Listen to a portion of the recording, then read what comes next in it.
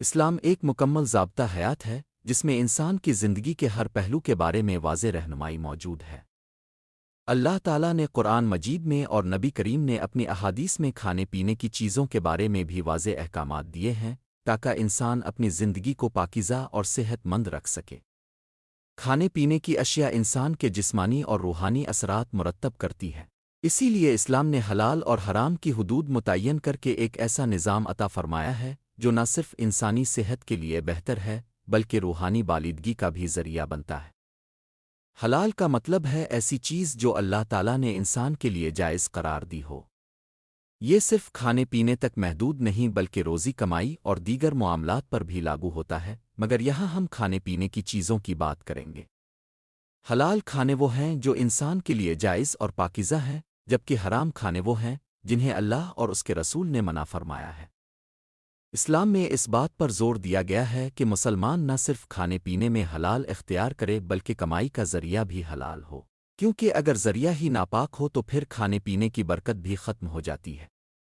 قرآن مجید میں اللہ تعالیٰ نے ارشاد فرمایا ہے کہ اے لوگو، زمین میں جو کچھ حلال اور پاکیزہ چیزیں ہیں انہیں کھاؤ اور شیطان کے قدموں کی پیروی نہ کرو کیونکہ وہ تمہارا کھلا دشمن ہے۔ اس سے ظاہر ہوتا ہے کہ کھانے پینے کی چیزیں صرف حلال ہی نہیں بلکہ طیب یعنی پاکیزہ بھی ہونی چاہئیں، یعنی نہ صرف وہ چیز اللہ کی طرف سے جائز ہو بلکہ وہ گندگی ضرر نقصان سے بھی پاک ہو۔ اسلام نے کھانے پینے میں اعتدال کی تعلیم دی ہے۔ حلال چیزوں کو بھی زیادہ کھانا اسراف کرنا منع ہے۔ ایک حدیث میں نبی کریم نے فرمایا کہ آدمی پیٹ سے بڑھ کر کوئی برتن نہیں بھرتا۔ انسان کے لیے چند لقمے کافی ہیں جو اس کی کمر سیدھی رکھ سکے۔ اگر زیادہ کھانے کی ضرورت ہو تو پیٹ کا ایک حصہ کھانے کے لیے، ایک حصہ پانی کے لیے اور ایک حصہ سانس کے لیے چھوڑ دینا چاہیے۔ اس تعلیم سے ظاہر ہوتا ہے کہ اسلام نے صرف حلال پر اکتفا نہیں کیا بلکہ صحت مند تر زندگی بھی سکھایا ہے۔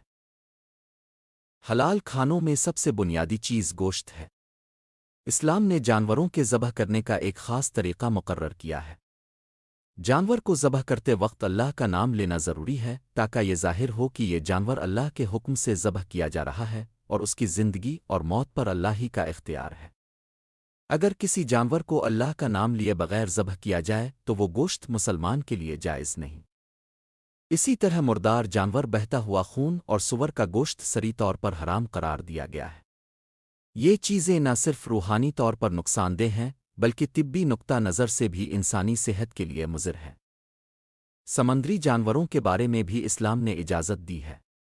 مچھلی کو کھانا حلال ہے چاہے وہ زندہ پکڑی جائے یا مرنے کے بعد پانی میں ملے، لیکن بعض علماء کے نزدیک دیگر سمندری جانور جیسے جھینگا بھی حلال ہیں، جبکہ کچھ مکاتب فکر میں ان پر اختلاف ہے۔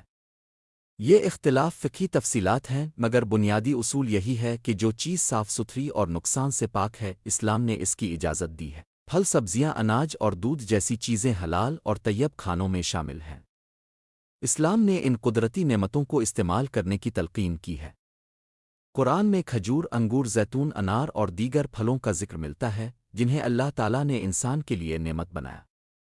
دودھ کو قرآن میں خاص نعمت کے طور پر بیان کیا گیا ہے جو پیٹ کے درمیان سے نکلتا ہے اور پینے والوں کے لیے خوشگوار ہوتا ہے۔ اسلام میں حلال کھانے کا تعلق صرف جسمانی صحت سے نہیں بلکہ روحانی پاکیزگی سے بھی ہے۔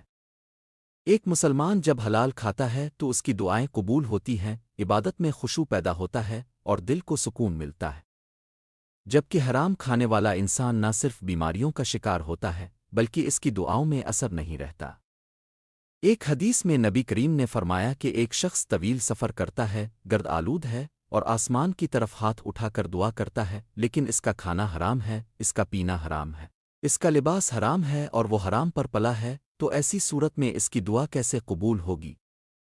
اس حدیث سے صاف ظاہر ہوتا ہے کہ حلال کھانے کا تعلق براہ راست دعا کی قبولیت سے ہے۔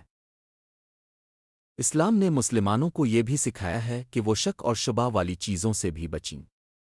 اگر کوئی چیز مشکوک ہو کہ یہ حلال ہے یا حرام تو بہتر یہی ہے کہ اس سے اجتناب کیا جائے تاکہ انسان اپنی آخرت کو محفوظ بنا سکے۔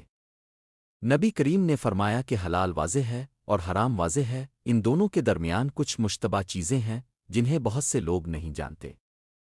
جو شخص ان مشتبہ چیزوں سے بچتا ہے وہ اپنے دین اور عزت کو محفوظ کر لیتا ہے۔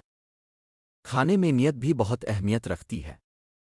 اگر کوئی شخص کھانے پینے کو محض لذت کے لیے اختیار کرے تو اسے صرف دنیاوی فائدہ ملے گا، لیکن اگر وہ یہی کھانا اس نیت سے کھائے کہ اللہ کی عبادت کے لیے طاقت حاصل کرے اور صحت مند رہے تو یہ کھانا بھی عبادت کا حصہ بن جاتا ہے۔ اسلام نے ہر جائز عمل کو نیت کی بنیاد پر عبادت میں بدل دیا ہے۔ اسلامی تعلیمات میں حلال اور حرام کی تفریق کا مقصد انسان کو ایک پاکیزہ اور بابرکت زندگی کی طرف رہنمائی کرنا ہے۔ اگر دیکھا جائے تو دنیا کی ہر قوم اور مذہب میں کھانے پینے کے کچھ اصول اور پابندیاں موجود رہی ہیں، لیکن اسلام نے ان اصولوں کو واضح جامع اور فطرت کے مطابق بنایا۔ اسلام نے نہ صرف کچھ اشیاء کو جائز اور کچھ کو ناجائز قرار دیا بلکہ ان کی وجوہات اور حکمتیں بھی بیان کر دیں۔ اس سے معلوم ہوتا ہے کہ اسلام محض ایک روحانی مذہب نہیں بلکہ ایک عملی اور سائنسی اصولوں پر مبنی دین ہے۔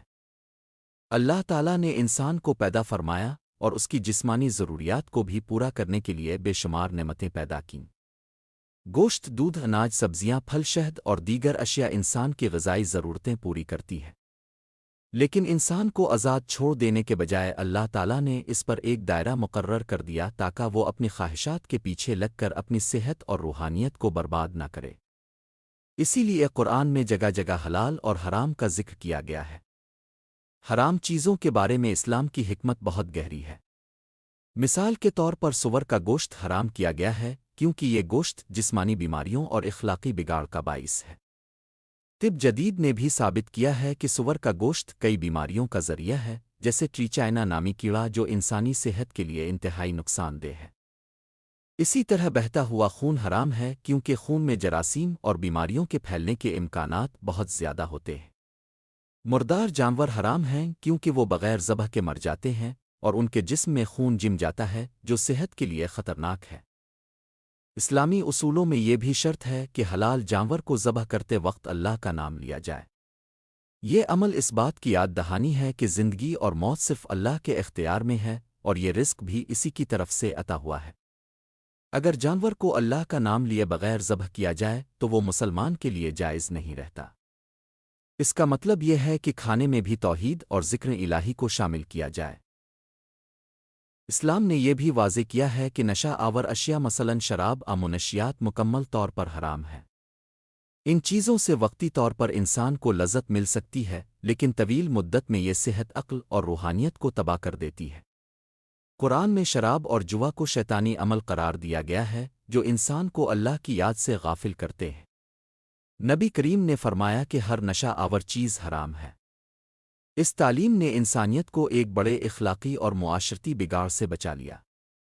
حلال کھانوں میں صفائی اور پاکیزگی کو بھی لازمی قرار دیا گیا ہے۔ ناپاک گندی چیزیں اگرچہ اپنی اصل میں حلال ہوں لیکن اگر وہ گندگی سے آلودہ ہو جائیں تو ان کا کھانا درست نہیں۔ اسلام نے ہمیں یہ تعلیم دی ہے کہ کھانے سے پہلے اور بعد میں ہاتھ دھوئے جائیں، برتن صاف ستھرے ہوں اور کھانے کو ضائع نہ کیا جائے۔ اس سے نہ صرف صحت برقرار رہتی ہے بلکہ یہ عمل شکر گزاری کی علامت بھی ہے۔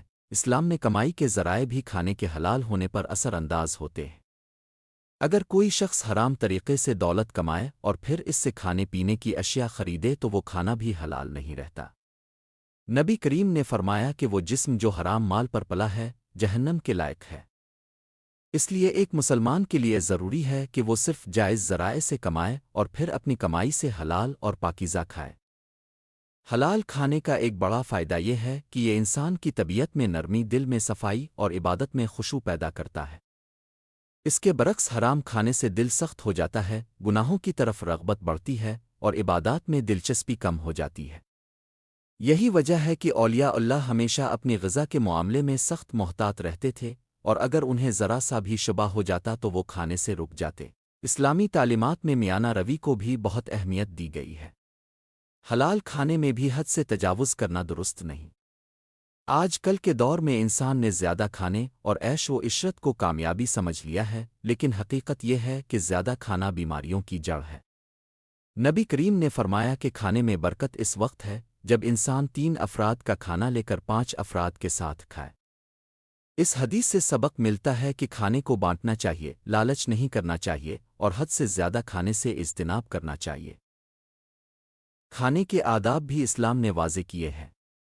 بسم اللہ پڑھ کر دائیں ہاتھ سے کھانا سامنے سے کھانا کھانے کے بعد الحمدللہ کہنا یہ سب اسلامی آداب ہیں۔ یہ آداب نہ صرف کھانے کو برکت دیتے ہیں بلکہ انسان کی زندگی میں نظم و ضبط اور شکر گزاری کو بھی پیدا کرتے ہیں۔ حلال اور حرام کی بحث صرف دنیا کی زندگی تک محدود نہیں بلکہ یہ ہماری آخرت کے نصیب کا فیصلہ کرنے والی حقیقت ہے۔ جو انسان اس دنیا میں حلال کھانے پر قناعت کرتا ہے، حلال کمائی کے پیچھے محنت کرتا ہے اور اپنی خواہشات کو اللہ کے حکم کے تابع رکھتا ہے، وہی کل قیامت کے دن سرخرو ہوگا۔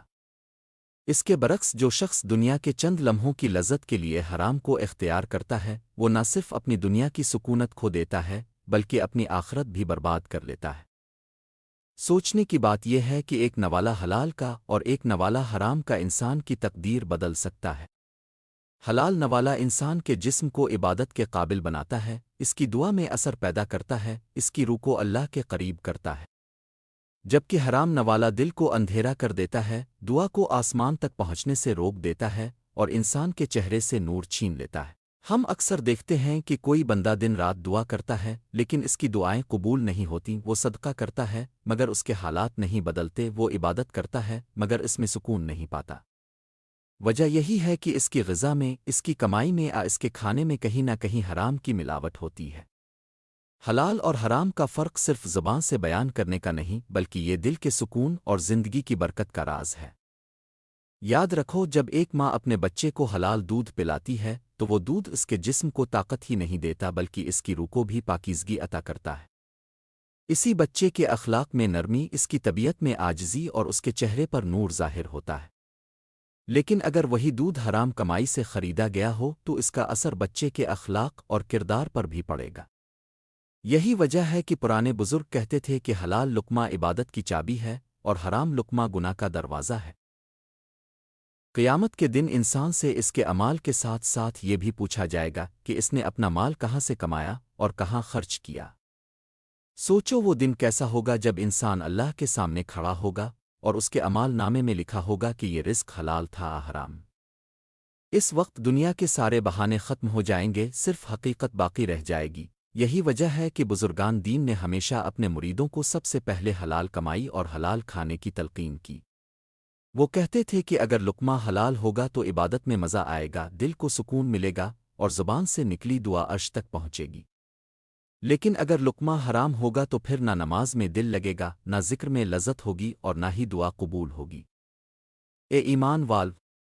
زندگی کے چند لمحے ہیں، یہ دنیا کا عیش و عشرت فانی ہے، لیکن وہ لقمہ جو تم حلال کمائی سے کھاؤ گے وہی تمہارے ساتھ قبر میں نور بن کر اترے گا، وہی لقمہ قیامت کے دن تمہارے اعمال کو وزندار بنائے گا، وہی تمہیں جنت کی خوشبوؤں تک پہنچائے گا۔ اس کے برعکس حرام کا ایک نوالا بھی تمہیں اندھیروں کی طرف لے جا سکتا ہے، اس لیے ہمیشہ یاد رکھو کہ حلال کھانا صرف ایک رسم نہیں بلکہ یہ ایمان کا حصہ ہے۔ یہ وہ زنجیر ہے جو انسان کو شیطان کے دھوکے سے بچاتی ہے، یہ وہ چراغ ہے جو دل کو روشن کرتا ہے، یہ وہ روشنی ہے جو قبر میں سکون بن جاتی ہے اور یہ وہ راستہ ہے جو جنت تک لے جاتا ہے۔ اگر آج ہم اپنی زندگی کو دیکھیں تو شاید بہت سی مشکلات کی جڑ یہی ہے کہ ہم نے حلال اور حرام کی سرحدوں کو ہلکا سمجھ لیا ہے۔ اب وقت ہے کہ ہم اپنی زندگیوں کا جائزہ لیں، اپنے کھانے کو پاک کریں، اپنی کمائی کو صاف کریں اور اپنی دعاؤں کو اثر والا بنائیں، کیونکہ جو زندگی حلال کے سائے میں گزرے گی وہی اصل کامیاب زندگی ہے۔